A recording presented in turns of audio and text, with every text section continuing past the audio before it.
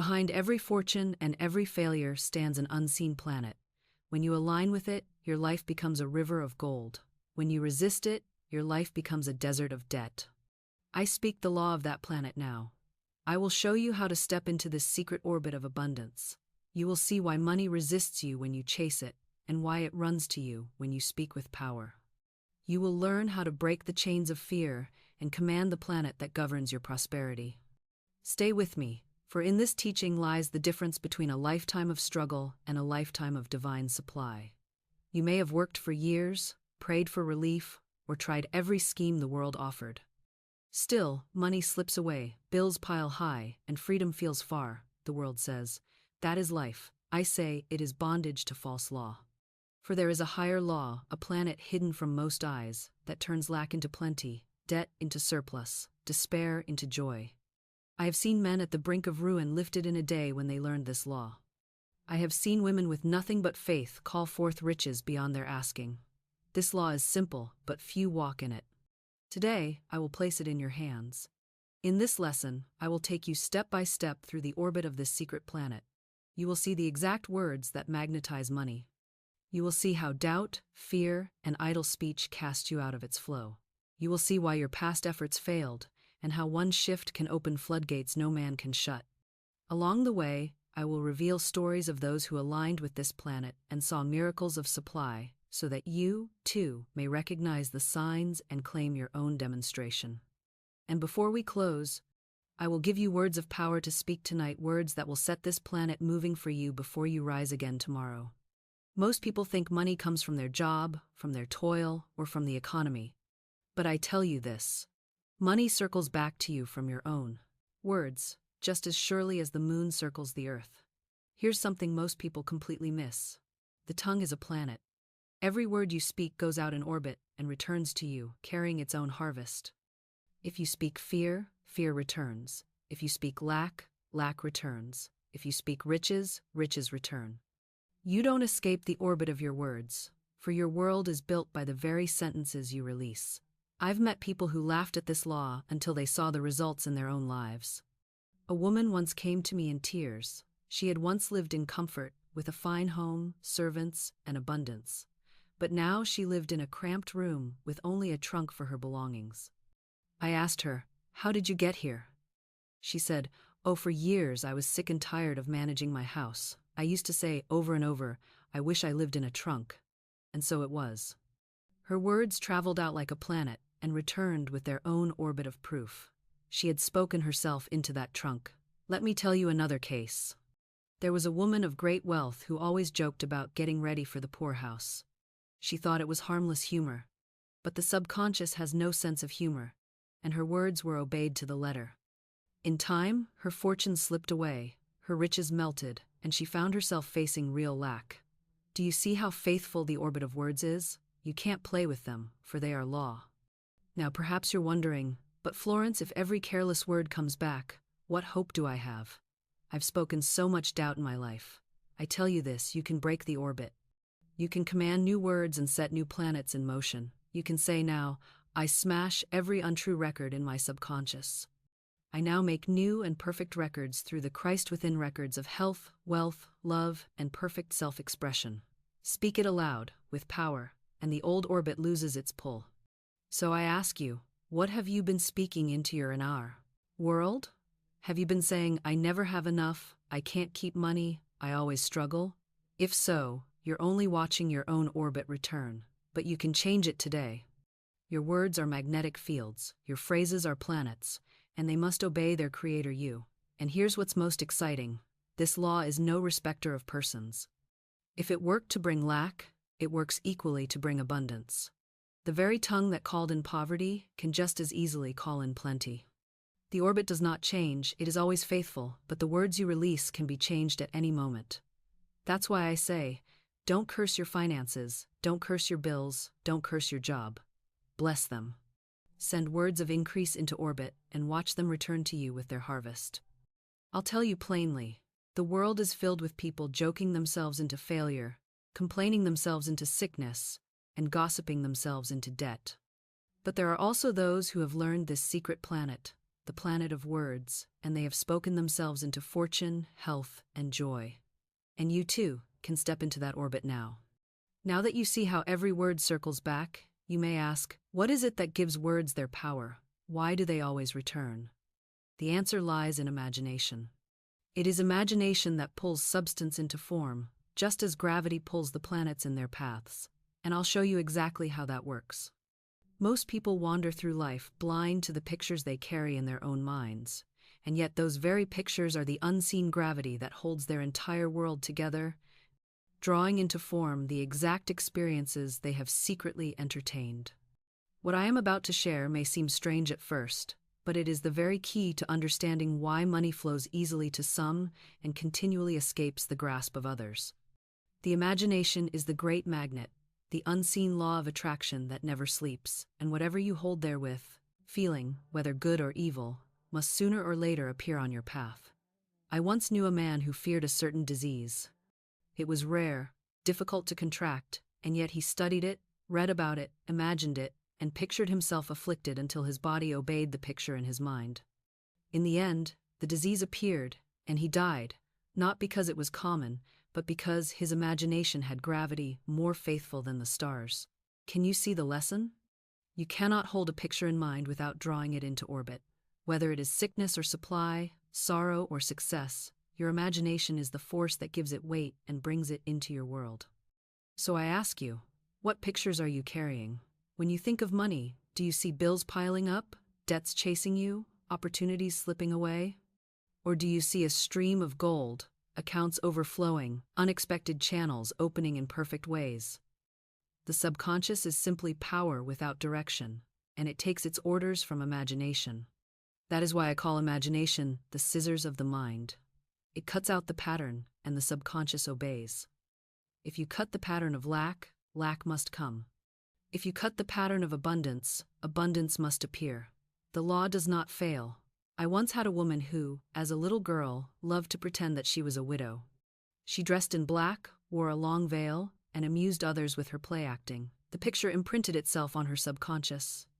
Later in life, she married a man she dearly loved, and in a short time he died, leaving her exactly the image she had cut with her childish play.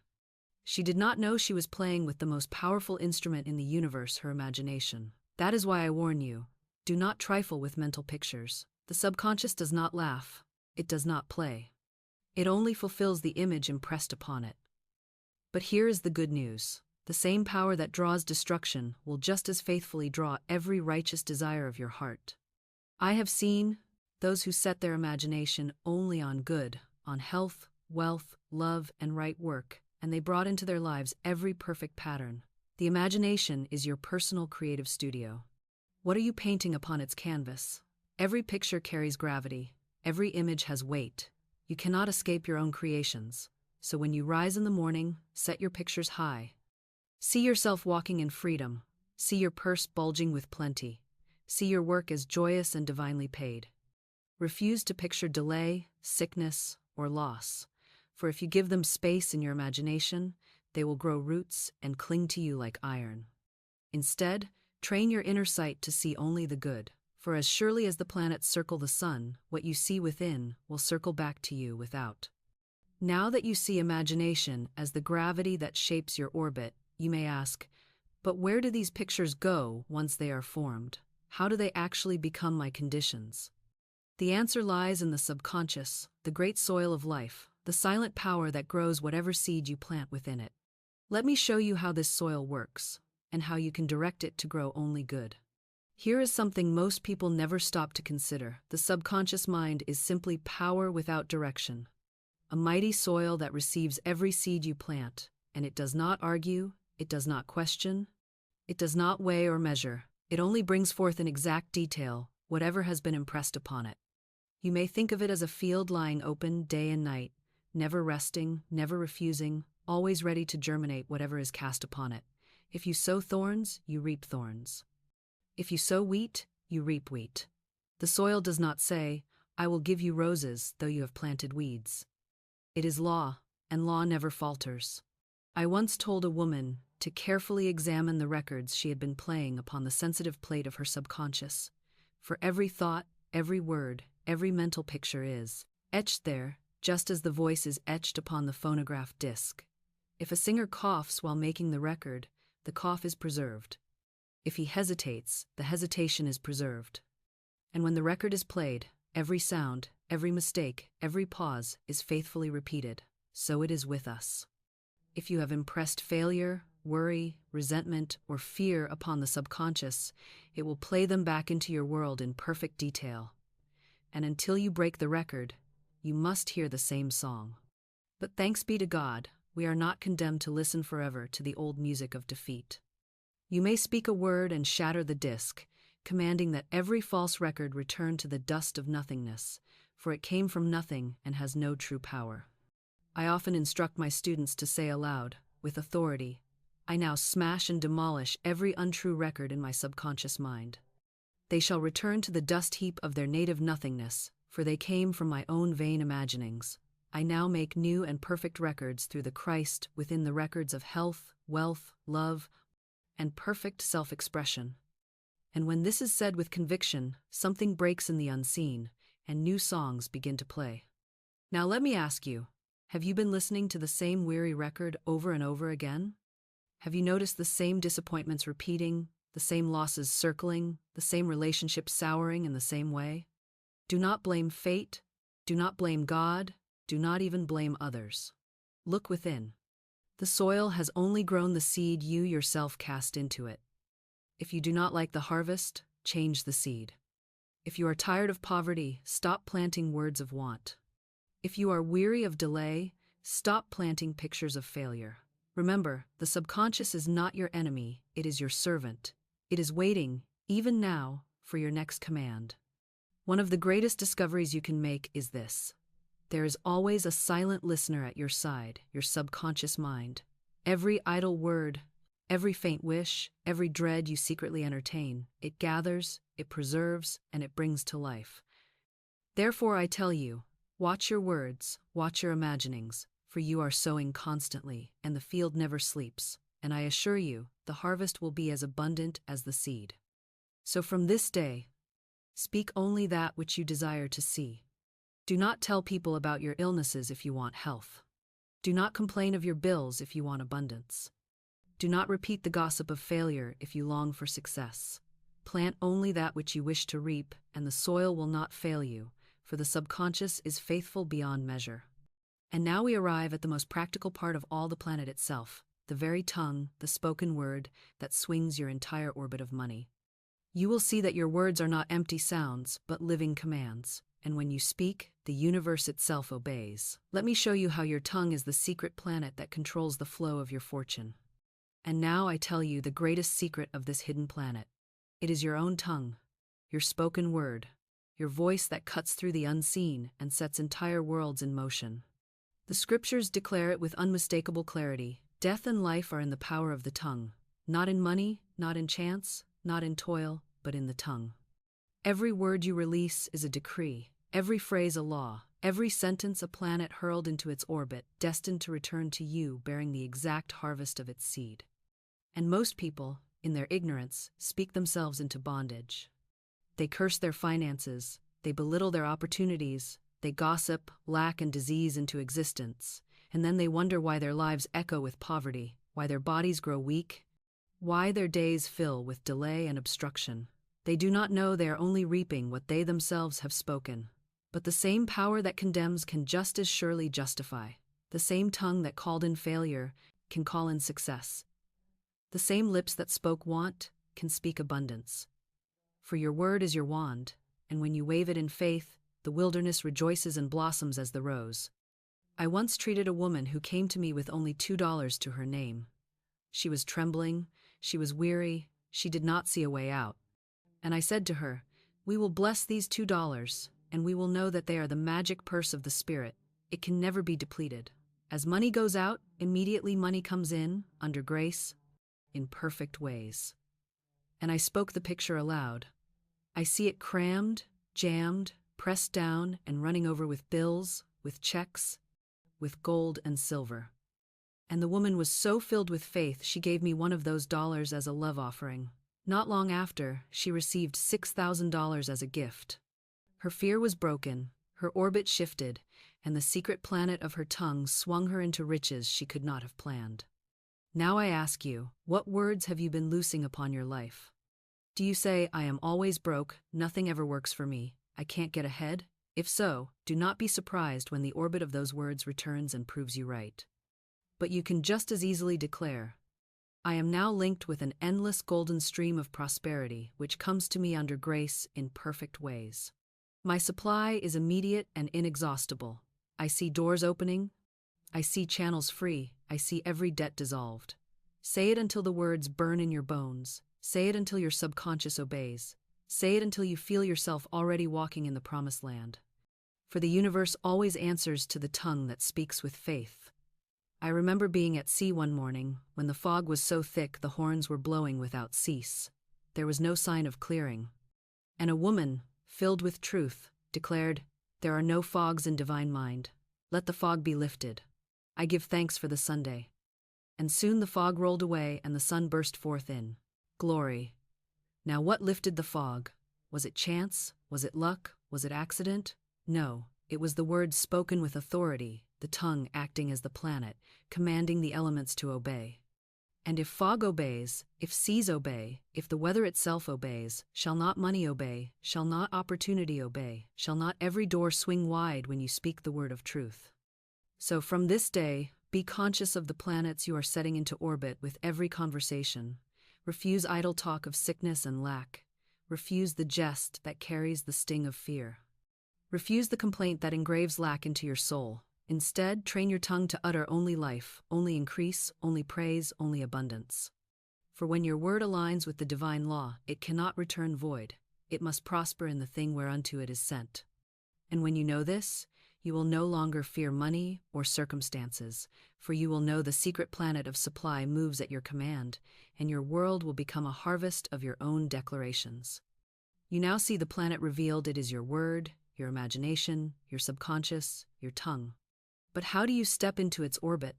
How do you bring the unseen into sight, when appearances deny you and reason mocks you? The answer is preparation, the digging of ditches before the rain, the act of faith that calls forth the invisible supply.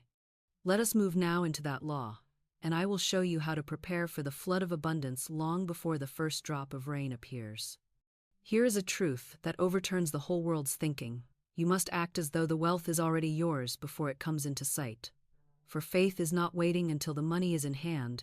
Faith is behaving as though the promise is already fulfilled. Most people make the mistake of preparing for lack while praying for supply. They plan for failure while asking for success. They buy the smallest portion. They choose the cheapest road. They shrink their actions to match their fears. And then they wonder why the floodgates of abundance remain closed. But I tell you this, the universe answers only to faith, and faith always acts rich before riches appear. I recall a woman who came to me in great distress, trembling under the threat of a lawsuit for $3,000. She saw no way out, for she had no resources, no wealthy friends to call upon, no bank that would lend to her. She expected the knock on the door, the shame of being dragged into court, the humiliation of defeat, but I spoke the word for her, declaring, God is your supply, and there is a supply for every demand. I instructed her to behave as though the money was already in hand, to act her faith, not her fear. I even told her, take me to lunch, and do not economize, for to skimp now would be to prove you believe in lack instead of supply. So she ordered freely, holding fast to the picture that the debt was already paid. Now listen to how the law works. On the very eve of her ruin, her cousin appeared, a man with a long white beard, a man she had not thought to call upon, and before leaving her home he said, "Oh, by the way, how are your finances?" She confessed her need, and he promised to give her $3,000. At first, he said she must wait until the first of the month, but she needed it the very next day. I told her, Spirit is never too late. The money is already yours in the invisible. Give thanks for it now. And the very next morning, the cousin called again and said, "Come to my office at once. I will give you the money today." And so she walked into court with every dollar she needed, the burden lifted, the victory won. Do you see the lesson? She might have collapsed into fear, closed her purse, pinched her pennies, shrunk her actions to match her despair. But by acting rich before riches appeared, by behaving as though supply was already hers, she flung wide the door for spirit to work in miraculous ways. So I ask you, how are you acting today? Are you buying the cheapest shoes because you fear tomorrow's lack? Are you storing up food because you dread a famine? Are you hiding money away in terror of loss? Then you are proving your faith is in evil and not in good, and the orbit of those acts will return the very thing you fear. Begin instead to act in harmony with abundance. Treat yourself as though you were already heir to the riches of God, for you are. Make room for blessings, set your table for plenty, enlarge your tent for increase, for by your actions you prove the words you speak. Faith without action is dead. To say, I believe, while moving in fear is no faith at all. But to bless what little you hold, to give thanks as though the increase is already poured out, to act as though the debt is already paid, that is faith alive, and faith always draws its demonstration. So from this moment, stop acting poor. Stop preparing for failure. Begin to carry yourself as one divinely financed, divinely protected, divinely supplied, for the planet of money cannot resist the orbit of true faith, and your world must rearrange itself to match your acts of confidence. And yet, some will say, but Florence, I am too afraid to act that way. My mind runs to every possible disaster. I prepare excuses and arguments for why the supply won't come. And that is exactly the trap. Faith prepares the way for blessing, but fear prepares the way for loss. Let me show you how fear delays and faith accelerates, so you may see clearly the difference between a life of defeat and a life of divine supply. Now let me open before you one of the greatest stumbling blocks to man's good. He prays for abundance with his lips, yet with his actions he prepares for failure. He speaks words of wealth in the morning and spends the afternoon rehearsing excuses for poverty. He claims divine supply, but carries in his mind endless pictures of what he will say when the collector calls, what he will do when the purchase bank refuses, how he will manage when everything collapses. And in doing so, he cancels his own prayer. For the subconscious does not measure the words of your mouth against the visions of your heart, it simply accepts the strongest impression, and most often, fear is more vivid than faith. So though he has declared success, he has prepared for defeat, and the soil gives him exactly what he planted. I knew a man who came to me desperate about a certain debt. He asked me to speak the word that it be wiped out. I agreed, but as I looked into his eyes, I saw the images already playing behind them. He had spent hours rehearsing failure. He pictured the day of reckoning, the shame of confessing, the quarrel with the man he owed. He imagined himself cornered. He imagined the worst words being hurled at him, and in rehearsing it so vividly, he was in truth preparing the ditch of his own loss. I said to him, "Can't you see you are neutralizing my treatment? You are digging ditches, yes, but they are shallow, filled not with water but with dust. You must picture yourself free, picture yourself writing the check, picture the joy of the debt dissolved. Faith digs deep ditches. Fear digs holes that collapse. This is why I tell you that what you prepare for is what comes to pass. A woman who prepares for illness by setting aside money in case she falls sick has already carved the channel for sickness to come. A man who hoards for a rainy day without ever affirming sunshine has already made covenant with the storm, and when the storm breaks he thinks it chance, but I tell you, it is only the outworking of his preparation. Your outer world cannot exceed the images and acts of your inner world. So let me ask you plainly, are you preparing for the thing you fear? Do you secretly expect to fail even while you say you wish to succeed? Do you brace yourself for rejection while praying for acceptance? Then I tell you, shift today. Erase those inner rehearsals and begin to prepare only for your good. Dig ditches wide and deep. Buy the blankets for the apartment before the lease appears. Choose the trunk for your voyage before the ticket is in hand. Act as though the harvest is ripe while the field looks barren, and in so doing, you prove your faith, and faith never delays. It only hastens the day of fulfillment. Faith and fear are both creative, but one is swift and the other is slow. Fear builds obstacles. Fear clouds the path. Fear drags the hour hand of the clock so that every blessing seems late. But faith is oil to the gears. Faith clears the fog. Faith opens the way. The minute you choose to prepare in faith instead of fear, delays vanish, blockages dissolve, and the invisible supply begins to take visible form. So I say again, Stop rehearsing the tragedy. Stop preparing your excuses. Stop living as though evil is more powerful than good. Dare to prepare for the best, and the best will come. For God is never too late, and He is never too small. He is the God of abundance, and every ditch dug in faith shall be filled to overflowing. And now that you see how fear delays and faith accelerates, let me take you deeper into the key that multiplies whatever you hold. Gratitude is the force that turns little into much, that makes $8 become thousands, that turns a handful of loaves into food for the multitude. Gratitude is the golden oil that multiplies every seed you sow. Let me show you how thanksgiving opens the sluice gates of prosperity.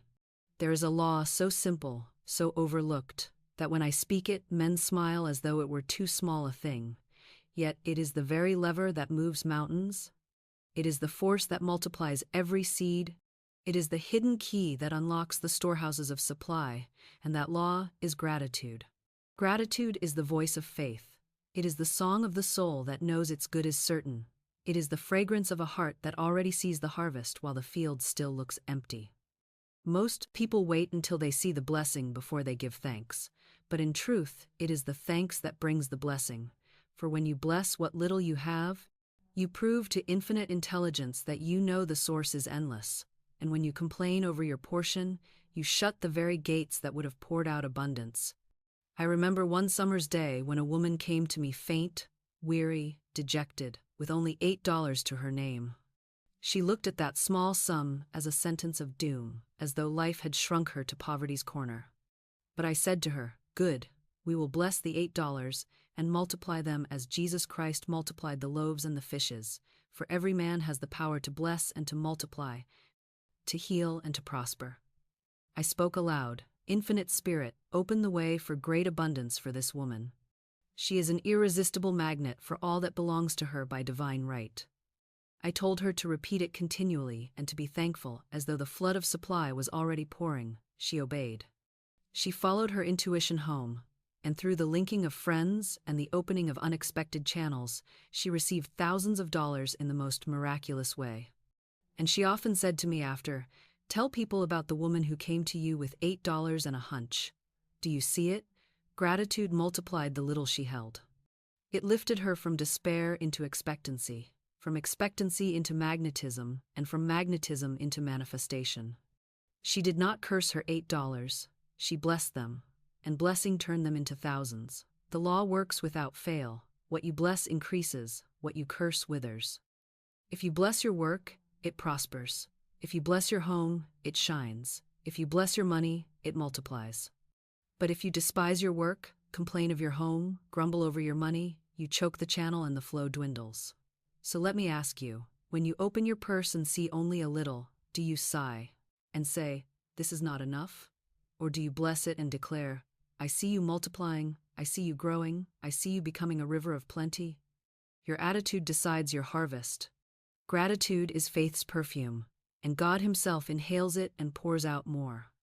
When you give thanks before the blessing appears, you prove that you trust the law, and the law never fails. And mark this well, gratitude is not merely a word, it is a vibration. It is not a perfunctory thank you, but a deep inner song, a thrill of certainty, a joy in knowing that the good is already yours. Sing it in your heart, whisper it with your lips, let it color your every act, and you will see multiplication on every side. For as the psalmist declared, "Surely goodness and mercy shall follow me all the days of my life, and I shall dwell in the house of abundance forever." And now that you see the power of gratitude to multiply what you hold, let us look at another striking example of faith in action. The story of a woman who bought blankets before she had an apartment, digging her ditch, while others told her she was a fool. This lesson will show you that preparation is the proof of belief, and that every purchase made in faith is a shovel in the soil of your demonstration. There comes a time when faith must clothe itself in action, when words alone are not enough, when the soul must step into the visible world and prove by deed that it believes in the invisible supply. Too many say they believe, yet they refuse to move a finger until they see the result. But that is not faith. That is doubt waiting for evidence. Faith acts without evidence. Faith prepares before sight. Faith digs the ditch when the valley is dry. Faith sets the table while the cupboard looks bare. And let me show you the law at work in a story that still makes me rejoice every time I recall it. There was a woman in New York in a year when apartments were scarce, when thousands were hunting and few were finding, when landlords had lists 200 names long for a single vacancy. To the reasoning mind, it was hopeless.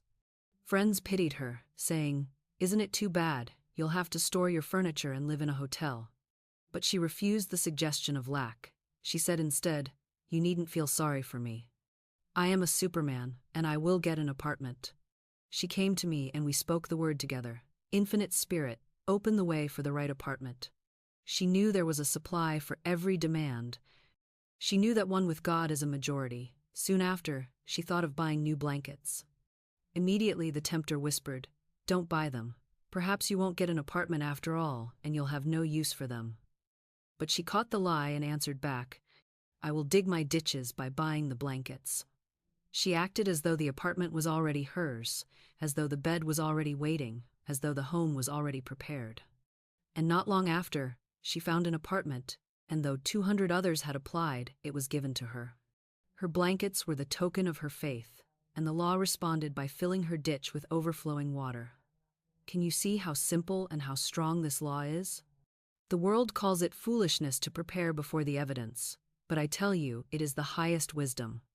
If you say you want a new home, then make ready for it, clear out the old clutter, give thanks for the perfect place, even buy the curtains or the lamp that belongs there. If you say you want abundance, then stop shrinking your life to fit poverty, enlarge your tent, make room for the blessing, carry yourself as though you were already in possession. If you say you want work that fulfills you, then prepare for it, study, ready yourself, walk as though you are already appointed. For your preparation proves your expectation, and expectation is the magnet that draws the good into sight. I tell you plainly, the universe does not withhold from you. It waits upon your act of faith. Every preparation you make in confidence of your supply hastens the day of its arrival. Every hesitation, every shrinking back, every fearful withholding delays it. You cannot dig ditches in the dust and not see the rains fall. You cannot buy blankets in faith and not see the bed provided. You cannot enlarge your life for abundance and not see abundance flow. The law is sure, the law is exact, the law is faithful. And just as blankets prepared a home, so did a simple trunk prepare a man for a voyage. The law does not care whether the demand is small or great, whether it is for an apartment in New York or a trip across the sea, the principle is the same. Act as though you already have it, and it must come to you. Let me now tell you the story of the trunk that carried a trip into manifestation.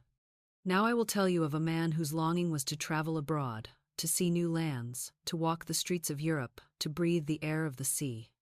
But his purse was empty, his means were small, and to all outward appearance, such a trip was impossible. Yet he understood something of divine law, and he came to me saying, "I so desire to go, but I cannot see the way." I answered him, "Prepare for your trip as though it were already ordered and paid for. For what you prepare for in faith must come to pass."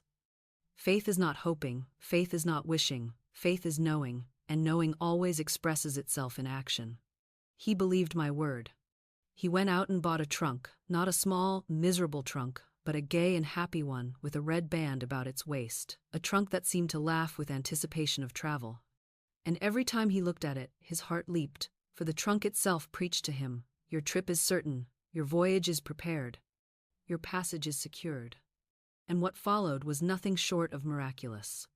One day, as he sat in his room, he suddenly felt it move, as though the walls themselves swayed with the motion of a ship. He went to the window, and the air smelt of the docks, the salt of the sea was in his nostrils, and in his inner ear he heard the shriek of a gull and the creaking of a gangplank. The trunk had already set him in vibration with the voyage. He was no longer a man wishing for a trip, he was already a passenger in consciousness, and the subconscious must always bring forth into sight that which it holds in feeling. Not long after, a large sum of money came to him in a way he could never have planned, and he took his trip in every detail exactly as he had pictured. This is the power of acting in advance, the secret of digging ditches. A trunk became the magnet that pulled an ocean voyage out of the invisible. A man's willingness to prepare in faith, though reason mocked him, became the act that opened the door to his desire. And so I tell you, If you would see your dream appear, do not wait to prepare until it is in sight. Buy the trunk, set the table, enlarge your house, purchase the token of faith that proves you believe the invisible is already visible. The law must answer, for it cannot deny itself. Too many sit and wait, saying, "When I see, then I will act. When the money comes, then I will prepare. When the door opens, then I will walk." But I say unto you, it is the walking that opens the door. It is the preparation that brings the money. It is the buying of the trunk that calls forth the trip. Faith always goes first. Supply always follows. That is the order of the law. So I challenge you now, what is your trunk? What act can you make today that proves your faith in the unseen good? Is it setting aside a corner of your home for the work you long to do? Is it buying the tool of the trade that belongs to your perfect employment? Is it preparing a place at the table for the companionship you desire? Find your trunk, act your faith, and watch the invisible become visible. Now, once you have acted, once you have dug your ditches, once you have bought your blankets and your trunk, the waters must flow. But many find that even after their acts of faith, something seems to block the stream, something seems to dam the flood. And I will tell you what it is. It is the walls of Jericho, the great walls of resentment, fear, and old thought forms that shut out the very good you have prepared for. And in the next lesson, I will show you how to bring those walls down with a shout, how to dissolve every obstruction, and how to march freely into your promised land. When the children of Israel stood before Jericho, they faced walls so high and thick that to the reasoning mind they could never fall. Yet by the power of the shout, by the words spoken in faith, those walls crumbled to dust, and the people marched straight into their inheritance. And I tell you today, every man and woman has built walls around their own Jericho, and the highest and strongest of these is resentment. Resentment is a wall of stone, shutting out supply, shutting out harmony, shutting out the very blessings that press to enter. You cannot harbor resentment in your heart and expect abundance to flow. You cannot carry the weight of envy and expect freedom. You cannot cling to bitterness and expect joy. The law is exact, and resentment must be dissolved before the floodgates open. I once spoke with a woman whose heart was embittered because a friend had received a gift she herself longed for. She said, "Why should she have it and not I?" Her envy rose like a wall, and she found herself shut out of her own good. I gave her the statement, "What God has done for others, He now does for me and more." She repeated it until the bitterness was gone, until the wall began to crumble, until her heart was free. And soon enough, she received not only an exact duplicate of her friend's gift, but an additional blessing besides. That is the way of the law. When resentment is dissolved, good rushes in, often in double portion. But let me show you the subtlety of resentment. It does not always appear as raging jealousy. Sometimes it is a quiet grievance held against a parent, a spouse, a friend, or a foe. Sometimes it is a record in the subconscious of injustice long rehearsed, a wrong nursed like a wound until it festers unseen.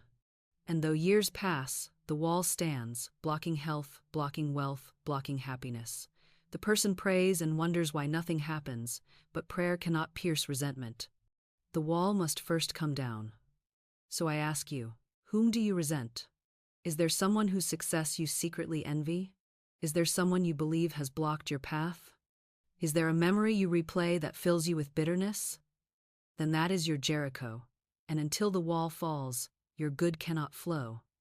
You must forgive, not for their sake, but for your own. You must bless them, you must release them, you must say with all your heart, "There is no competition in divine mind. What God has done for others, He now does for me and more." And as you say it, feel the wall begin to crack, feel the stone tremble, feel the power of love dissolve the bitterness. Do not wait another day, begin now. Walk around your Jericho with the shout of truth. Declare that no man and no woman can withhold from you what is yours by divine right. Declare that resentment has no power, envy has no hold, bitterness has no weight. Declare that the wall falls now, and see yourself stepping over the rubble into the city of your inheritance. For when resentment crumbles, you find that the city is filled with treasure, and all that was waiting for you flows into your hands. And yet, resentment is only one wall. There is another that holds back multitudes, perhaps more subtle, but just as deadly, and that is fear. Fear is nothing but faith in evil, faith turned upside down, and it is the great hypnotist of the age. In the next part, I will show you how fear, when entertained, builds a fortress around your life, and how, by the same law, it can be dissolved in an instant by the word of faith. Fear is man's only enemy, for fear is nothing but faith turned upside down, faith in evil instead of faith in good, faith in failure instead of faith in success, faith in sickness instead of faith in health, faith in lack instead of faith in abundance. And I tell you, whatever you fear you draw, for fear is magnetism, and it calls to itself the very thing it dreads. The book says, "The thing I feared has come upon me," and this is not poetry but law. To tremble at disaster is to invite it. To rehearse calamity in your mind is to give it an engraved invitation. To speak constantly of what might go wrong is to put your signature upon the document of its fulfillment. Fear is creative, and it creates the very picture it paints. I recall a man who was always fretting over his health, imagining that every ache was the beginning of some dreadful disease. He studied medical books, he examined himself in mirrors, he filled his imagination with symptoms until at last the disease he feared took hold of him. The law never fails. What you fix your thought upon you bring into form, whether for good or for ill. Another student of mine came to me tormented by anxiety, expecting trouble at every turn. I told him, "You are using your faith backwards. Instead of trusting God's law of good, you are trusting the world's law of evil, and it is answering you with uncanny precision." I gave him a little sentence to carry in his mind whenever fear rose up. Why worry? It will probably never happen. He repeated it until it broke the spell, and his life, which had been a parade of imagined disasters, began to straighten itself into harmony. But let me show you how subtle fear is. It comes often dressed as caution, as prudence, as foresight. A woman says, "I will set aside money in case of illness," but she is not acting in wisdom, she is preparing for disease. A man says, "I will save for a rainy day," but he is not acting in foresight, he is preparing for the storm, and when the storm breaks, he thinks it came uninvited, but in truth, he called it with his fear. Fear digs ditches too, but they are not ditches for blessings, they are ditches for calamity. The universe cannot distinguish between faith and fear except by the object upon which they rest. Both are magnetic. Both are creative, both draw their like. So I say unto you, do not fight fear, do not wrestle with it, for in resisting it, you only make it stronger. Rather, turn it upside down, transmute it into faith, declare boldly, "I walk in the light of divine protection, I shall not fear what man can do unto me. The power of God goes before me, making clear, safe, and happy my way." Speak it aloud, shout it if you must, until the wall of fear shakes and falls. For the walls of Jericho did not fall by silence, but by a great shout of faith. Fear cannot live in the same house as praise. When you fill your mouth with thanksgiving, fear flees. When you keep your eye single to the good, fear has no hold. When you declare, "God is my immediate and endless supply, and I have nothing to fear," then fear melts like mist before the Sunday. Remember this always. Fear delays, faith hastens. Fear shuts doors, faith opens them. Fear paralyzes, faith makes swift. And you alone can choose which planet you will set in motion, the planet of fear or the planet of faith. And now we come to another wall, more hidden but just as binding the wall of old records, the stale grooves of the subconscious where failure has been played so often that it repeats without ceasing. Until these records are smashed, a man lives the same story over and over again. Let me now show you how to break those untrue records and set your subconscious singing a new song of abundance. Deep within every man and woman lies a hidden phonograph, and upon its wax are etched the grooves of every word spoken, every thought entertained, every picture long held in the mind. The subconscious is faithful, more faithful than any servant, for it never forgets, it never sleeps, it never fails to replay the record that has been impressed upon it. If a man has rehearsed failure, the record of failure spins endlessly, and he finds himself stumbling at the same stone again and again. If a woman has spoken of loss, of betrayal, of disappointment, the record turns like a wheel, casting her life in the same sorrowful pattern year after year. Many wonder why they live the same story on repeat, why one illness follows another, why one debt follows another, why one heartbreak follows another, and the answer is simple. The subconscious is playing the same old record, and until the record is broken, the song of life cannot change. I once had a student who came to me distraught, saying, "Why is it that every opportunity seems to vanish? I rise a little, only to fall again. I meet a new friend, only to quarrel. I earn a bit of money, only to lose it."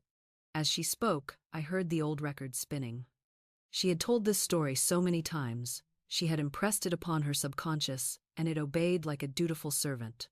I told her, "You must smash the record, for it is not true. It came from your vain imaginings, from the illusions of fear, from the hypnotism of the race thought, but it has no power except the power you have given it. Speak the word now." I smash and demolish every untrue record in my subconscious mind. They return to the dust heap of their native nothingness, for they came from nothing and have no power.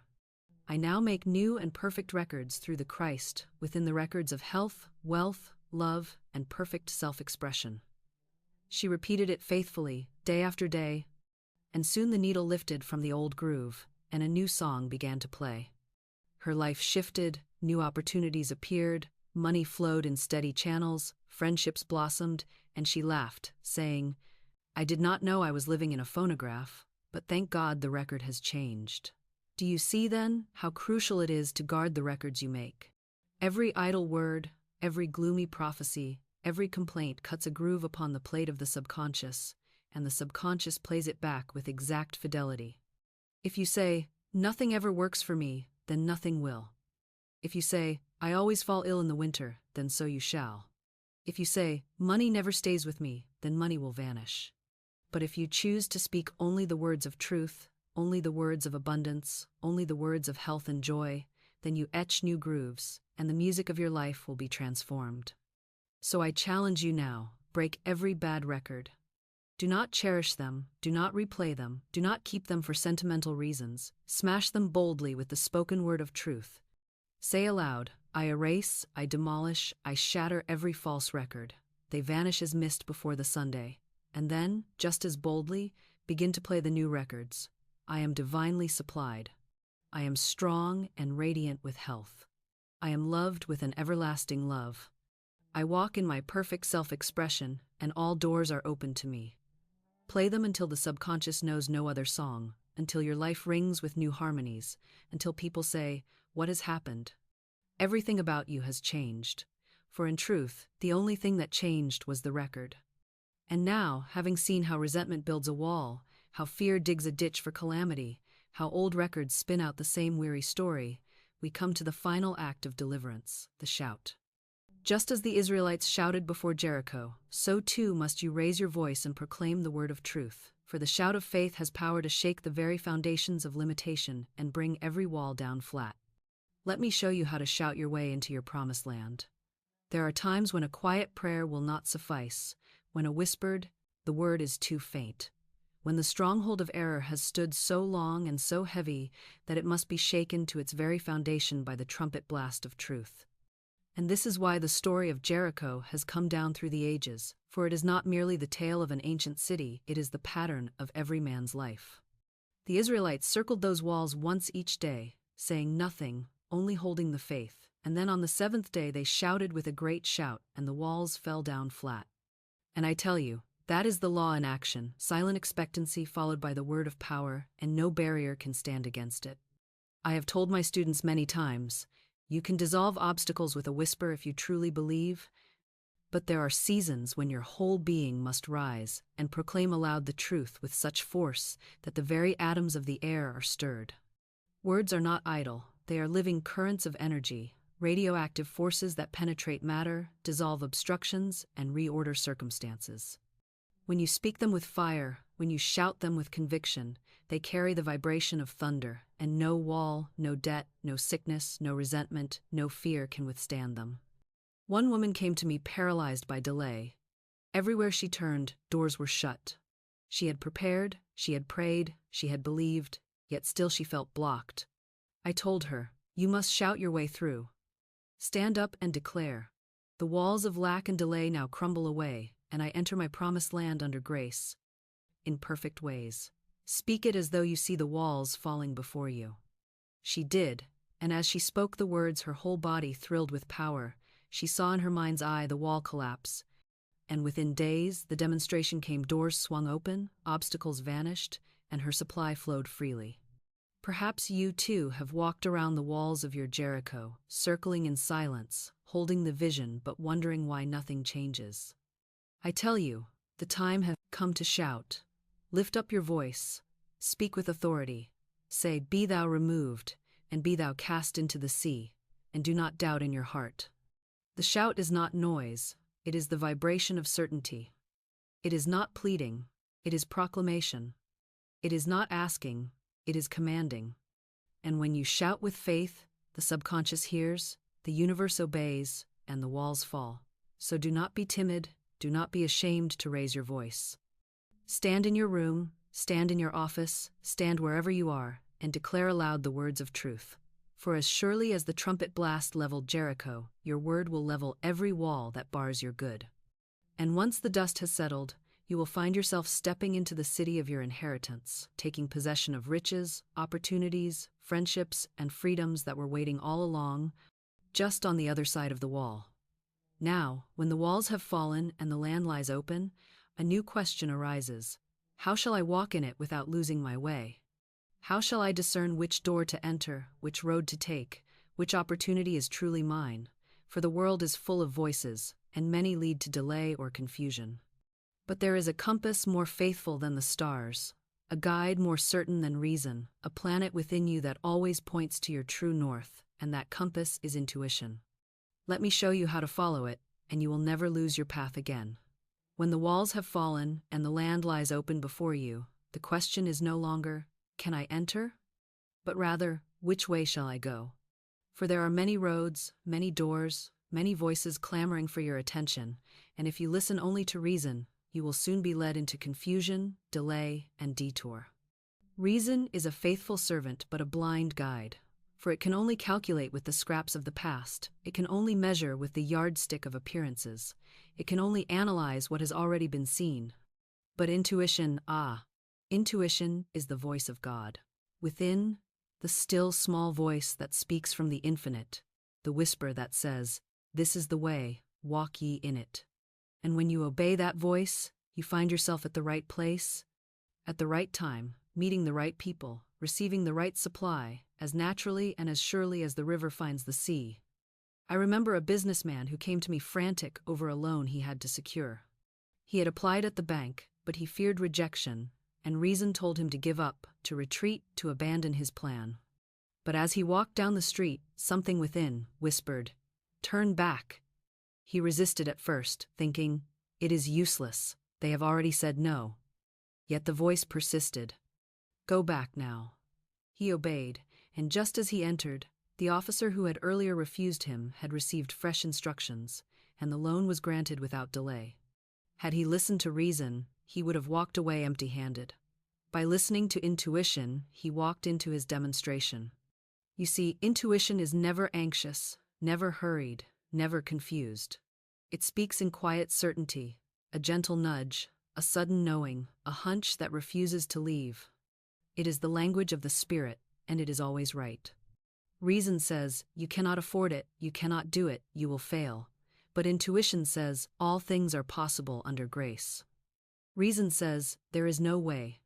But intuition says, "I am the way."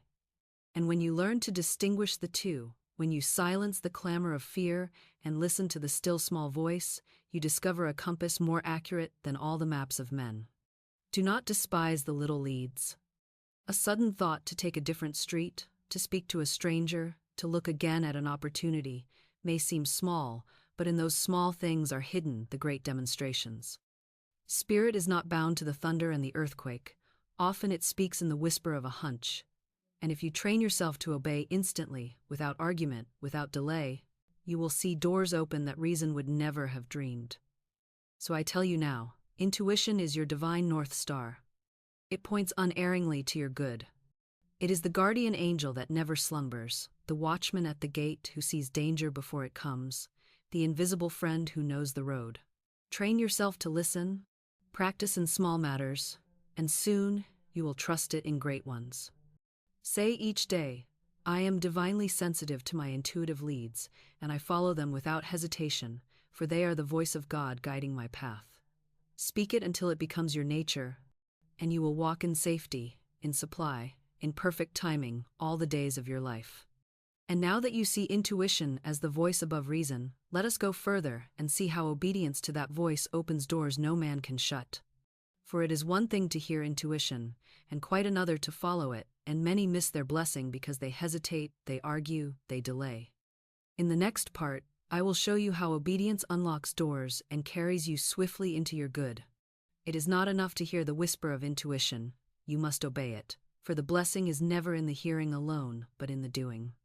Many people confess to me that they have felt that gentle nudge, that sudden flash of guidance, that quiet inner voice that urged them one way or another, but they hesitated, they delayed, they argued with reason, and the moment passed. Later they said, "If only I had obeyed." They wept over missed opportunities, over delays that could have been avoided, over dangers that could have been averted, had they only trusted and followed without question. And I say to you, every time you silence that voice, you close a door that was ready to swing wide. Every time you obey it, no matter how small the matter, you find yourself walking into a miracle. Think of the countless stories where obedience meant life itself. A man walking home late at night suddenly feels an urge to take another street. It seems foolish, it seems inconvenient, but he obeys, and later he learns that danger awaited on the road he avoided. A woman senses she must call a friend at once. She obeys, and her call arrives at the exact moment that friend was in despair, turning them back from disaster. Spirit does not shout, Spirit does not argue, Spirit does not force it, simply speaks, and if you obey, the way opens. If you ignore, the door shuts. I recall the familiar parable often told of the man caught in a flood. He prayed earnestly for God to save him. A rowboat came, but he waved it away, saying, "No, God will save me." Then a motorboat arrived, and again he refused, declaring, "God is coming to help." Finally, a helicopter hovered above, but still he turned it away, waiting for divine rescue. At last, he drowned, and when he entered the beyond, he cried, "Lord, why did you not save me?" And the Lord answered, "I sent you a rowboat, a motorboat, and a helicopter, but you refused." The moral is clear, intuition is God's voice, and the forms it takes may look ordinary, but the ordinary is often the very channel of the miraculous. Obedience is what turns guidance into demonstration. Do not wait for thunder and lightning. Do not demand a great sign. Learn to act upon the quietest lead. If the Spirit nudges you to leave the house 5 minutes earlier, obey. If it prompts you to write a letter, obey. If it tells you to speak a word to a stranger, obey. The smallest act of obedience may be the key that opens a treasure house. And remember this: obedience without delay is obedience indeed. If you pause to weigh and measure, reason will talk you out of it. Obey at once, for hesitation is disobedience in disguise. I tell you now, if you would live in the continual flow of supply, make obedience your law. Say each day, "I am quick to hear and swift to obey my intuitive leads. I act without hesitation, knowing God guides every step." And as you do, you will find yourself moving through life as though doors swung open at your approach, as though invisible hands prepared the way before you, as though all things conspired to favor you. For indeed they do, when you obey the voice within. And now let us look deeper still, for intuition is not only a voice, it is a symbol, a power wrapped in story, a mystery woven into fairy tales and legends. Even the tale of Cinderella with her fairy godmother is but a parable of the superconscious mind, showing us how intuition breaks old thought forms and ushers us into our rightful destiny. Let me open that picture to you, that you may see your own fairy godmother within. Since childhood, men and women have been enchanted by fairy tales, dismissing them as mere fancy, yet every true story that endures is built upon divine symbols, and if you have eyes to see, you will find the law of life hidden within them. The tale of Cinderella is not the dream of a child's mind, but the map of the soul's journey, for it shows with striking clarity how the superconscious, the divine self, the inner guidance, the intuitive voice steps in as the fairy godmother to break the spell of old thought forms and to usher the soul into its perfect destiny. Consider Cinderella herself. She lives in bondage, confined by a cruel stepmother and envious stepsisters, scrubbing floors, covered in ashes, mocked and despised. These figures are not people outside of us, but the very thought forms we carry within the old records of lack, of limitation, of envy, of resentment, of self-pity. They keep us small, they dress us in rags, they tell us we are unworthy of the ball, unworthy of the prince, unworthy of joy. And so long as we believe their voices, we remain bound in the ashes of defeat. But then the fairy godmother appears. She is the superconscious mind, the divine intuition that knows nothing of rags and ashes, that sees only the radiant design hidden beneath. She waves her wand, which is but the symbol of the spoken word, and the rags fall away, the ashes are dust, the pumpkin becomes a carriage, the mice become horses, and Cinderella herself shines as a princess. What has happened? The old thought forms have been dissolved by the higher law. Intuition has spoken, the word has been uttered, and the demonstration appears. Now listen closely, for the story teaches another law. The fairy godmother warned Cinderella that the spell will break at midnight unless she proves herself ready. Midnight is the symbol of delay, of returning to the old state of mind. How many times have you glimpsed a moment of glory, felt a touch of abundance, experienced a taste of success, only to let the clock strike 12 and slip back into the rags of doubt? The lesson is clear. You must hold the vision, you must continue to affirm, you must keep the consciousness of the princess, even when appearances try to drag you back to the ashes. If you persist, the prince who is the symbol of your heart's desire cannot fail to find you, for he is seeking the very soul that matches his vibration. So I say to you, there is a fairy godmother within you. It is not outside, it is not in another's hand, it is the Christ within, the intuitive voice, the divine self that never forgets your royal destiny. When you call upon it, when you trust it, when you obey it, it transforms your conditions as surely as wand and word transform the pumpkin and the mice. It takes you from the kitchen to the palace, from the ashes to the throne, and it does so not by labor or struggle, but by the magic of alignment with the higher law. Therefore, stop listening to the stepsisters of envy, of fear, of resentment. Stop obeying the stepmother of limitation that keeps you scrubbing the same floor of failure. Lift your eyes. Call upon your intuition. Say within yourself, the fairy godmother within me now waves her wand of truth. My rags are gone, my carriage awaits. I am dressed in the garments of success. I am worthy to enter the ball of life and to dance with my destiny. And as you say it, you will feel the shift, you will see the change, you will know that your true self has stepped forth. And now that you have followed the compass of intuition, obeyed its leads, and seen the fairy godmother within, you are ready to take the final step, dominion. For intuition may guide, but it is your tongue, your spoken word, that commands. The planet of supply moves at the decree of your lips, and when you speak as ruler, all creation answers. Let us now enter the realm of dominion, and learn how to command the planet itself. Now we come to the highest truth I can give you, the crowning jewel of this whole teaching. Your word is your wand. The tongue is the scepter of dominion, the voice is the planet that governs supply, and every decree you make shapes the conditions of your life. People imagine their words to be light things, casual things, idle chatter that drifts away on the air and vanishes. But I tell you, every word is substance, every word is law, every word is energy that travels forth, circles like a planet in its orbit, and comes back to you bearing fruit after its kind. To say, I am broke, is to decree poverty. To say, I am unlucky, is to decree failure. To say, I never get ahead, is to build a wall across your own path. But to say, I am divinely supplied, is to open floodgates. To say, I walk in favor, is to summon opportunities. To say, I am strong and radiant with health, is to align your body with the law of life. Every word is a seed, every word is a planet, and every planet is faithful to return. I recall a woman who came to me with trembling hands and a fearful heart. She had but $2 to her name, and she clutched them as though they were her last hope. She said, Florence, what can I do with this? And I told her, we will bless this money, for the $2 is not your source, it is only a seed. The true source is infinite and inexhaustible. Speak the word, I bless these $2. I see them multiplying. They are divinely magnetized, and they draw to me great abundance. This purse is the purse of spirit, it cannot be depleted. It is always crammed, jammed, pressed down, and running over with wealth from unexpected channels, under grace, in perfect ways. She obeyed, she released $1 as a gift, proving her faith, and she carried the other with a new vision. Not long after, she received a gift of $6,000. The orbit of her words had returned, not with pennies but with thousands. Do you see? It was not the $2 that multiplied themselves.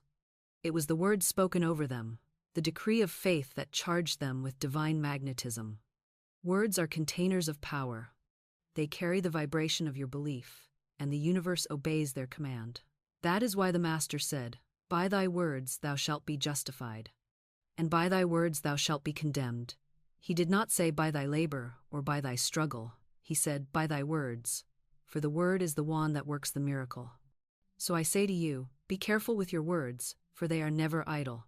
Never again declare lack, never again prophesy failure, never again curse your own affairs. Speak only that which you desire to see. Bless your money, bless your work, bless your body, bless your future. Declare boldly, I now draw from the abundance of the spheres my immediate and endless supply. All that is mine by divine right comes to me now, under grace, in perfect ways. Speak it with the certainty of one who knows that the word spoken in faith must return fulfilled. And do not think you must wait long. Words travel swiftly. They set forces in motion immediately. If you have been careless with your words in the past, begin this day to set new planets in orbit.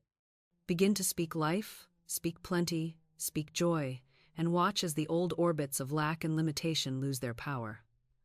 The new words will soon overtake the old, and your world will be transformed. For the tongue is the wand, and every decree spoken in faith is a spell of truth that no force of error can resist. Now that you see your word as the wand of power, let us look more deeply at how these words act as planetary orbits, circling faithfully through the unseen until they return to you with demonstration. You will see that no barrier can withstand the command of the spoken word, for the very mountains crumble when you say, "Be thou removed." Let us step into that vision now. Every word you speak is not a momentary sound that dies upon the air. It is a living force, a planet flung from your lips into the vastness of the unseen, circling in its appointed orbit until the day comes when it swings back into your experience, carrying the harvest of its own nature. Think of that, and you will never again call words idle. They are never idle. They are always moving, always creating, always returning, and what they bring depends wholly upon what you have sent out. If you send out words of lack, they return with lack. If you send out words of fear, they return with fear. If you send out words of strength, of joy, of abundance, of victory, they return bearing those very gifts. You are living today in the orbit of the words you spoke yesterday, last week, last year. And if you would change your tomorrow, you must begin by changing your words today. The scriptures abound with this truth. When the walls of Jericho fell, it was not by hammer or sword, but by the shout, the word released with faith that shook the very stones. When Jesus stood at the tomb of Lazarus, he did not argue with death. He did not plead with God. He cried with a loud voice, "Lazarus, come forth." And the dead man walked out alive. When Peter said to the lame man, "Rise up and walk," it was the word that set the power of spirit into action. Always the word, for the word is not sound, it is vibration, it is command, it is law. Even in the tales of the world, this truth is preserved. Think of Ali Baba, who stood before the mountain of treasure. No key could open it, no force could move it, no reasoning could unlock it. But when he cried, "Open sesame," the rocks rolled back, and the treasure lay revealed. Do you suppose such stories endure for no reason? They endure because they carry a hidden truth, that there is a word, spoken with faith, that opens the sealed places, that parts the barriers, that reveals the storehouses of abundance. And I tell you, that word is not locked away in some ancient cave. It is upon your lips even now. I remember a student who came to me despairing, saying, "Every door is shut, I knock, and nothing opens." I told her, "It is because you are knocking with complaint instead of command. You must stop saying, 'Nothing ever works for me,' and begin to say, 'I now open the way for my immediate supply, under grace, in perfect ways.'" She obeyed. She spoke it over and over. And within days the most unexpected channel opened, bringing her exactly what she required. The orbit of her words returned, not with the echo of complaint, but with the answer of demonstration. So I say to you, see your words as planets, see them flung forth in glowing orbits, circling through the unseen, gathering substance, drawing to themselves people, places, and events, and returning to you laden with the very essence of what you spoke. Do not fling out dark planets of anger, of fear, of resentment, for they will come back like meteors of destruction. Fling out only shining planets of truth, of love, of plenty, of joy, for they will return like suns, lighting your whole life with their glory. And remember, the orbit is faithful. What goes out must come back.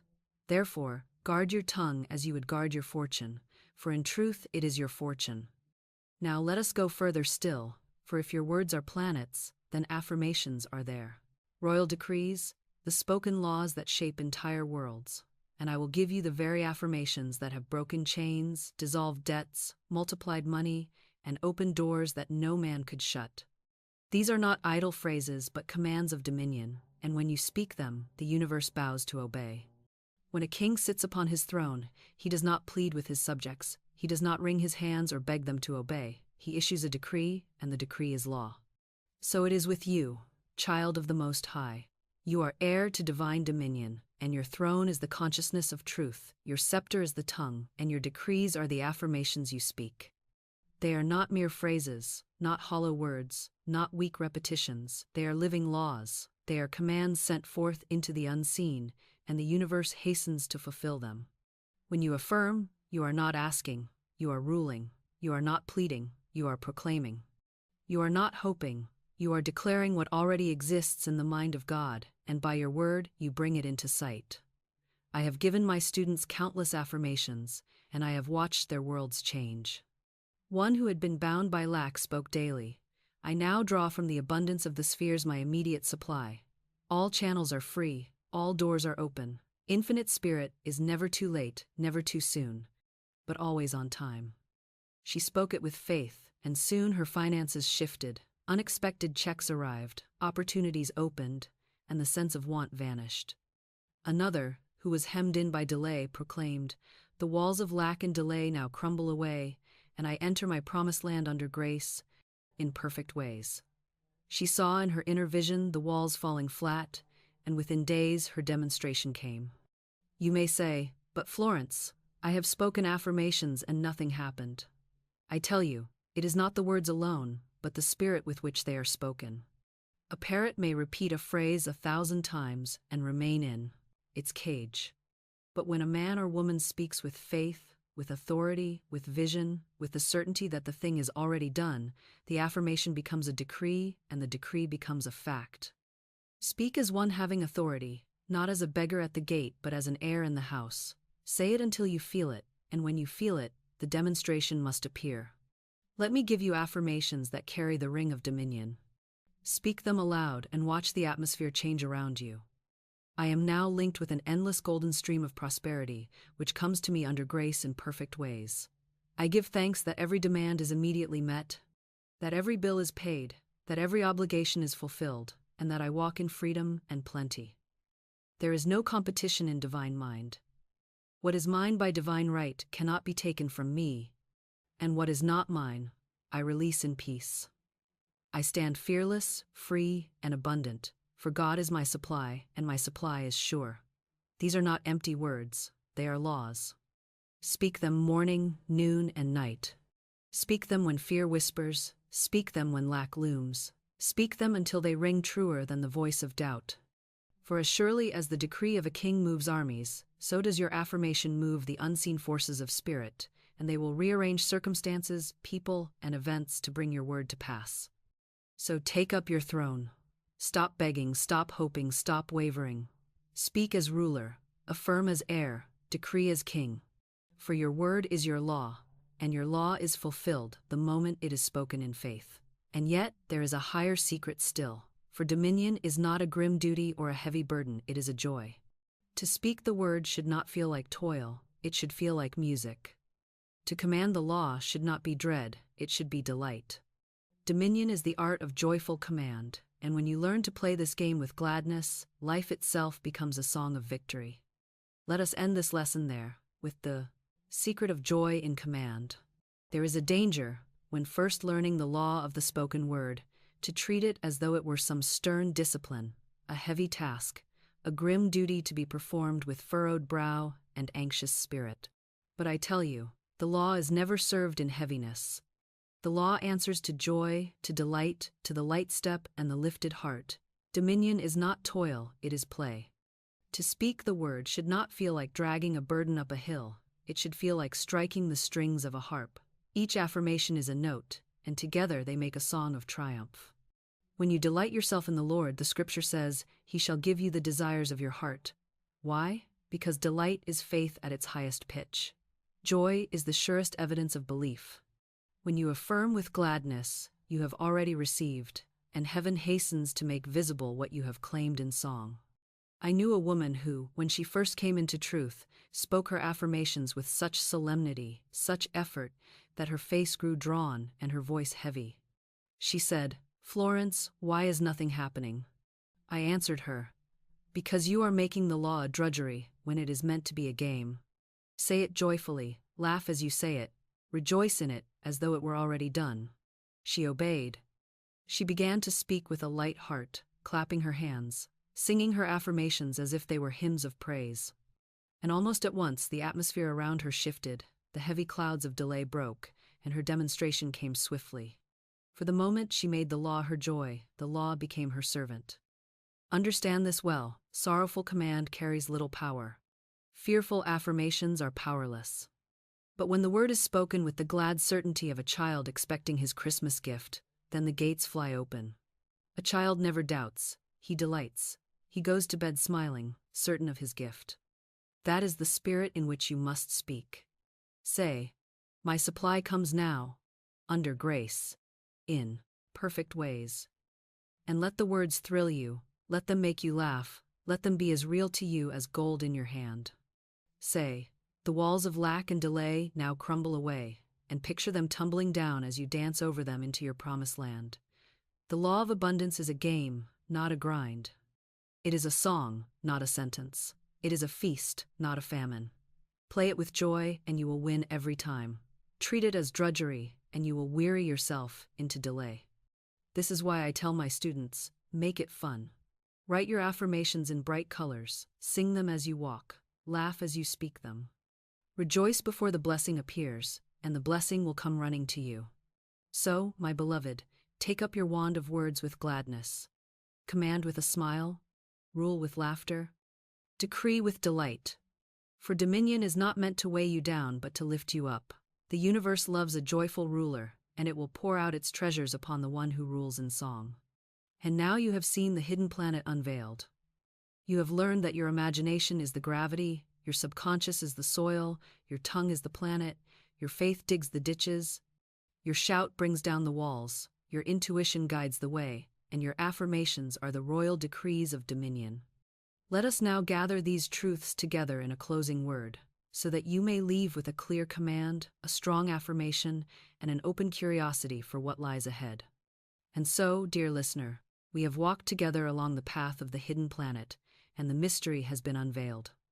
You have seen that it is not the stars in the heavens that govern your money, nor the movements of chance, nor the decrees of men, but your own word, your own imagination, your own obedience to the law of faith.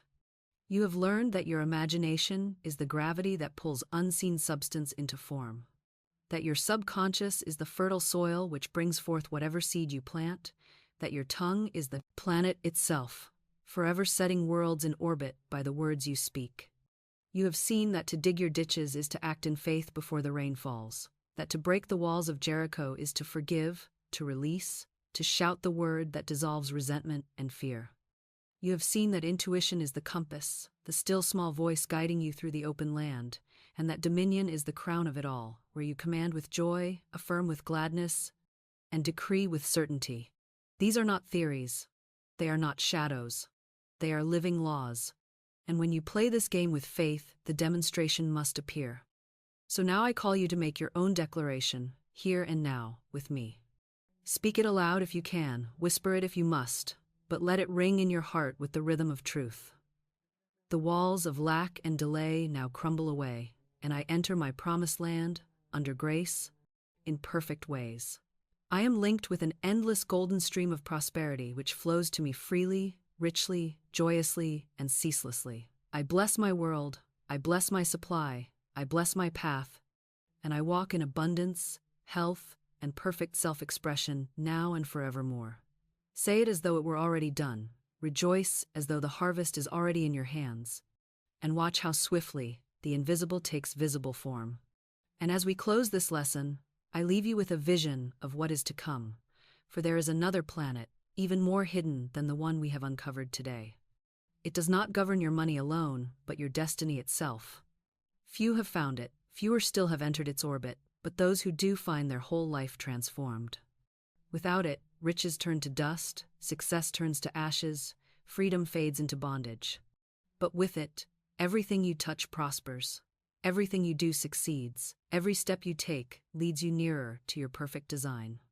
In my next teaching, I will show you the secret door to success, the hidden gate that few ever pass, and I will give you the key. So do not stop here. The journey has only begun. You have learned to command the planet of money. Now learn to enter the orbit of your destiny. Click here, follow me into the next revelation, and let us open together the secret door to your divine success. For I tell you, your promised land is nearer than you think, and your future waits just beyond that door.